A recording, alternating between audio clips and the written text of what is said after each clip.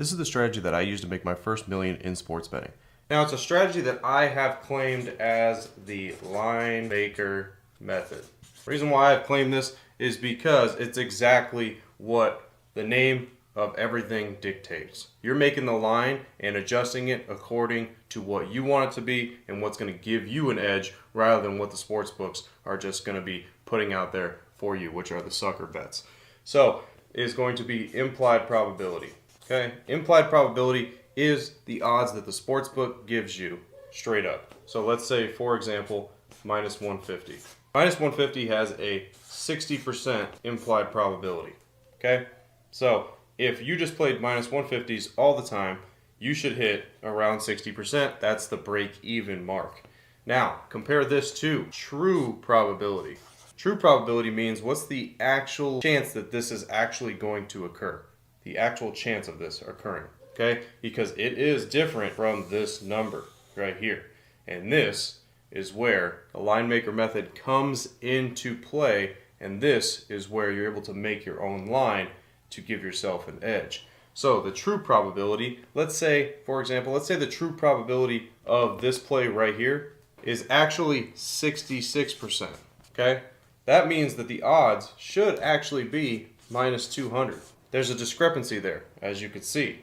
Here's your discrepancy, okay? The sportsbook has it at minus 150, where it actually should be listed as minus 200. Now, people think, wouldn't the sportsbooks realize that? Wouldn't they realize that, there's a discrepancy there, that there's an actual probability of, 6% edge there of something happening? Why would they do that?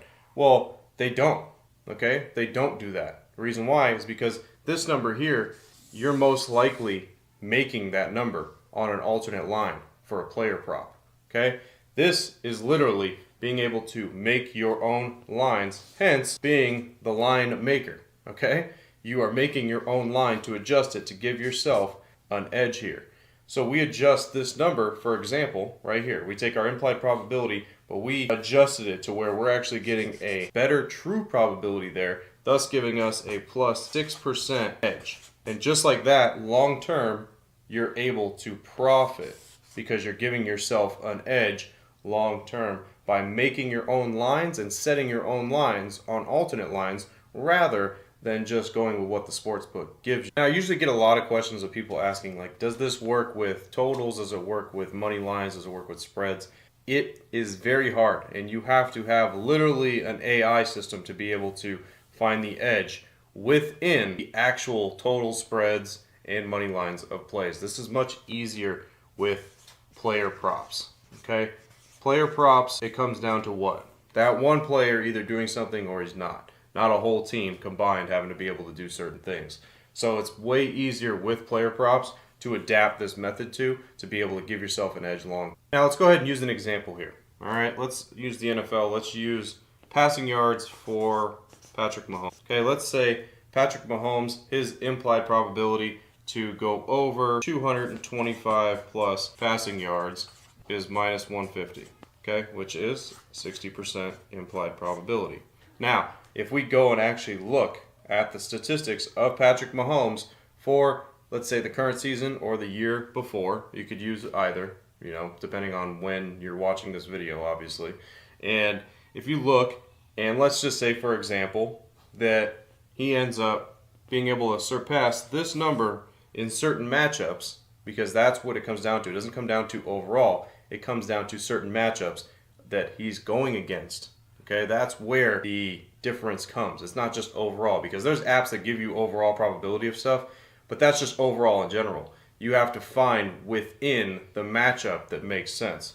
Okay, so let's say within the matchup that makes sense, he hits this actually at 66% of the time. So like I said, up here, that line should obviously be minus 200, but it's not. Okay, you found it at a sportsbook at minus 150, so you take the over 225 plus yards and you give yourself a plus 6% edge, just like that.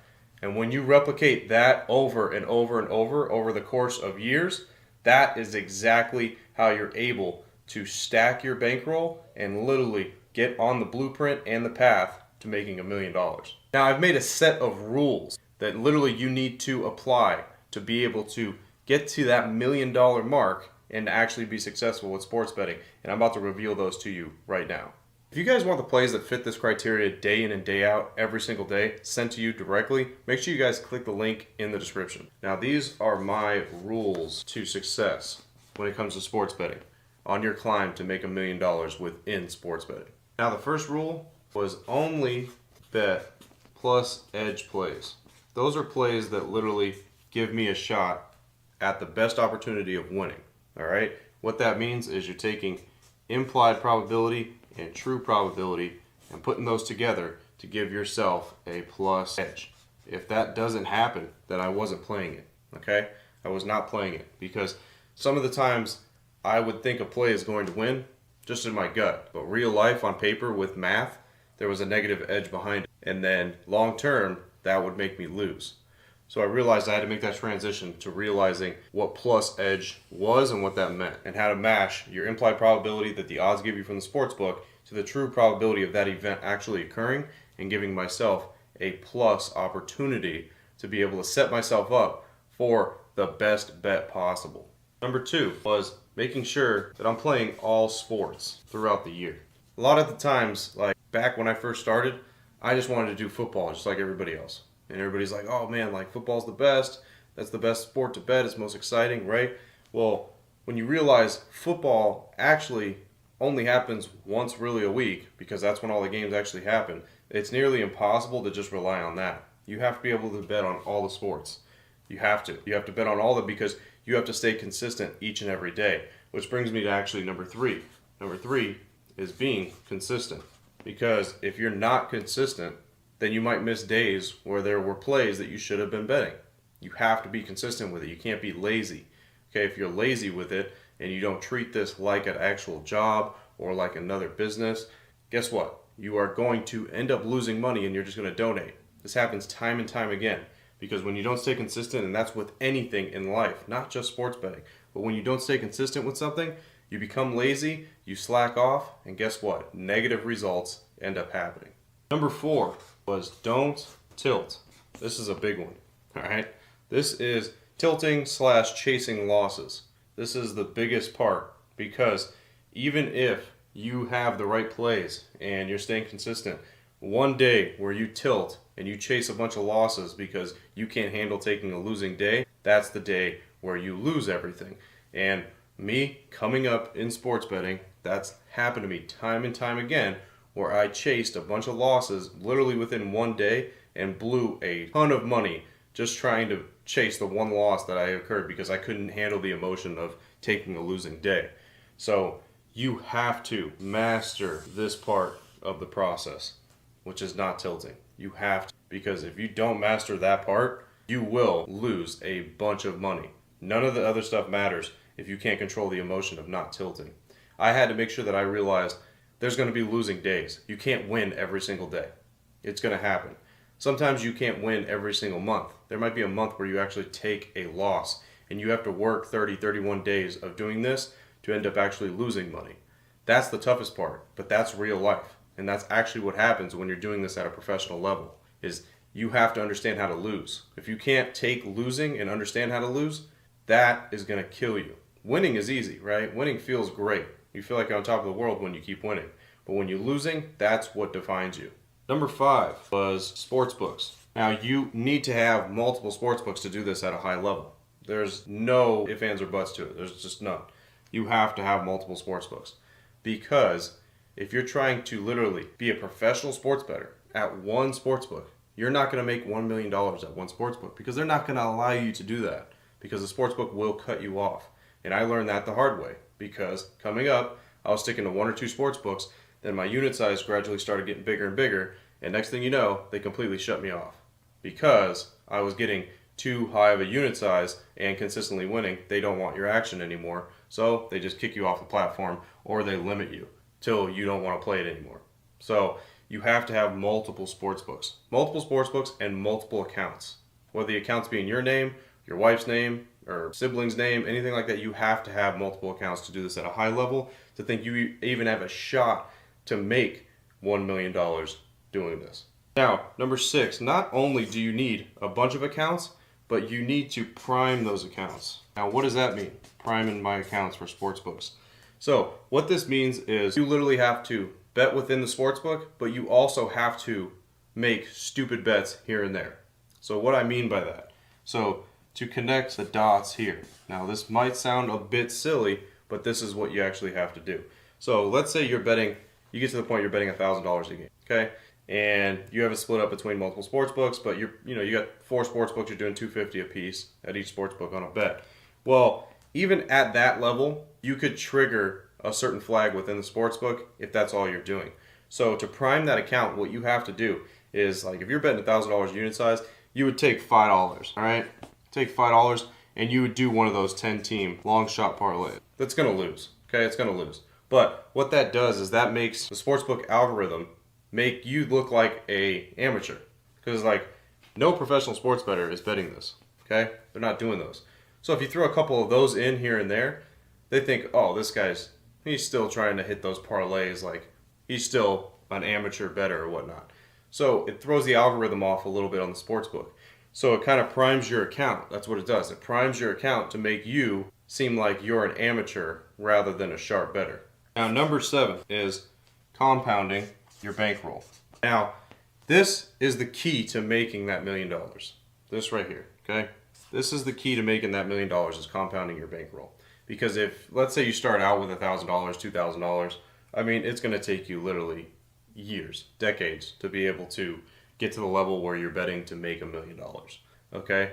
Because if you stick to a same unit size, starting at $1,000, starting at $2,000, I mean, you're only betting $20 a game, $30 a game. Think how long that's going to take for you to get up to that level.